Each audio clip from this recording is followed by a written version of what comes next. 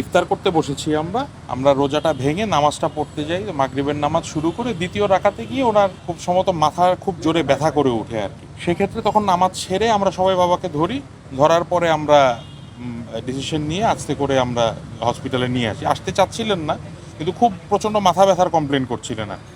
তো এখানে আসার পরে আমাদের শাহাবুদ্দিন আঙ্কেল, ওনার সাথে কথা হলো, উনি পরে বাকিটা ম্যানেজ করলে এবং বাকিটা তো ওনার কাছ থেকে শুনেছেন।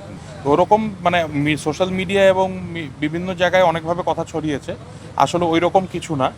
বাট যেহেতু বয়স হয়েছে বাবার এবং কাজের চাপটাও একটু বেশি ছিল, সাথে সাথে রোজা রেখে একটু স্ট্রেসের মধ্যে পড়ে গেছিলো আর কি।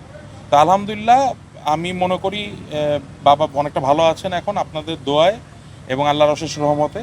আপনার সবাই আমার বাবার জন্য দোয়া করবেন ইনশাআল্লাহ। দেশবাসীর কাছে বাবা দোয়া আছে। বাবা বলেছে আমাকে সার্জারির আগেও আমাকে জিজ্ঞেস করছিল আর কি যে কী অবস্থা, সব আমি তুমি চিন্তা করো না, তুমি আগে সুস্থ হয়ে উঠো, আমরা ইনশাল্লাহ। এখন তো মাত্র অপারেশন হয়েছে, উনি লাইফ সাপোর্টে আছে, ভেন্টিলেটরে আছে।